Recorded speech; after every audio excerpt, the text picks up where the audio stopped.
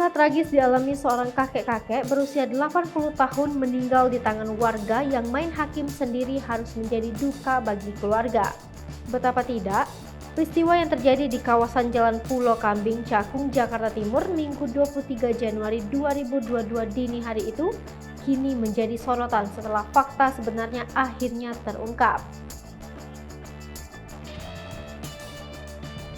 Dalam video yang viral tampak sebuah mobil jenis SUV yang laju kendaraannya cukup kencang.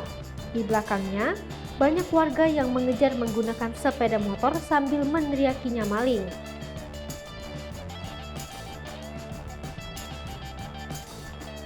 Ada pula sebuah mobil patroli yang ikut bersama warga untuk menghentikan kendaraan yang disopiri kakek 80 tahun berinisial HM.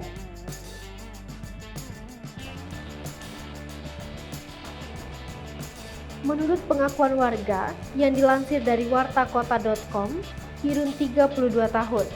Korban yang terdesak setelah berhasil dihentikan oleh warga langsung menjadi bulan-bulanan warga. Warga secara membabi buta menggebuki lansia itu tanpa ampun dengan jumlah massa mencapai 50 orang. Sedangkan para pelaku main hakim sendiri itu masih berusia remaja. Kaca mobil dipecahkan menggunakan batu, lalu mereka dengan beringas memukuli kakek 80 tahun itu. Fakta lain terungkap dari Kepala Satuan Reskrim Polres Metro AKBP Hasanul Mukafi.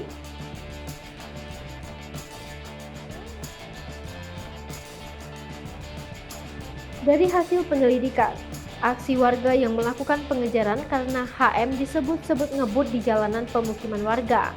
Massa terprovokasi, pengendara yang berteriak maling ke pengendara mobil. Padahal, mobil tersebut dikejar lantaran mengebut di jalan raya.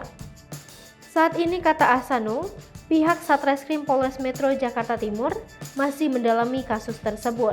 Polisi masih mencari para pelaku pengeroyokan terhadap HM. Sementara itu, warganet yang merasa iba dengan kejadian itu bak menyumpahi para warga yang telah bersalah meneriaki sopir mobil itu dengan kata-kata maling.